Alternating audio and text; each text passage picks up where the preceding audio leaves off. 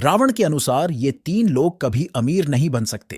Number एक, रावण के अनुसार मनुष्य को दूसरे को नीचा दिखाने के उद्देश्य से कोई भी कार्य नहीं करना चाहिए। मनुष्य के कार्य का उद्देश्य हमेशा ही अच्छा और सबकी भलाई के लिए होना चाहिए। अगर गलत इरादे और गलत उद्देश्य से कोई भी कार्य किया जाएगा तो उसका बुरा परिणाम अंत में स्वयं को ही मिलेगा। कोई भी कार्य शुरू करने से पहले उस कार्य में स्वयं और दूसरे के कल्याण की भावना निहित होनी चाहिए। दूसरों को जलाने की भावना से अथवा दूसरों को नीचा दिखाने के उद्देश्य से किए गए कार्य में व्यक्ति अंत में असफल ही होता है। इसलिए जो भी कार्य करे उस कार्य में हमेशा ही नेक इरादे होनी चाहिए। दूसरों की मदद करने का उद्देश्य रखिए, दूसरों का भला करने की इच्छा रखिए।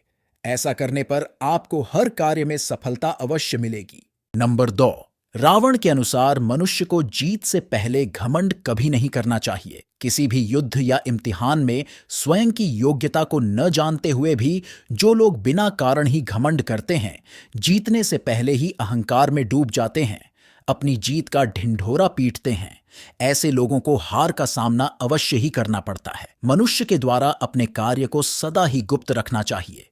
अपनी योजनाओं और कार्यों को सदैव गुप्त रखकर ही करना चाहिए, अन्यथा उसे अपने कार्य में सफलता नहीं मिलेगी। कुछ लोगों की तो ऐसी आदत होती है कि वह दूसरों से झूठी तारीफ पाने के लिए कुछ बड़ा काम करने का ढोंग करते हैं। ऐसे लोग सबसे बड़े मूर्ख होते हैं और ऐसे लोगों को किसी भी कार्य में सफलता प्राप्त नहीं होती।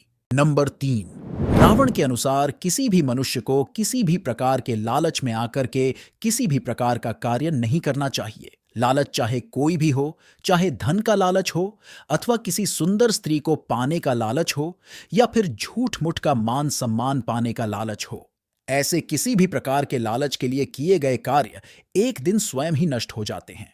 ऐसे कार्यों में कभी भी सफलता नहीं मिलती। साथ ही रावण के अनुसार प्रतिशोध की भावना से भी कोई कार्य नहीं करना चाहिए।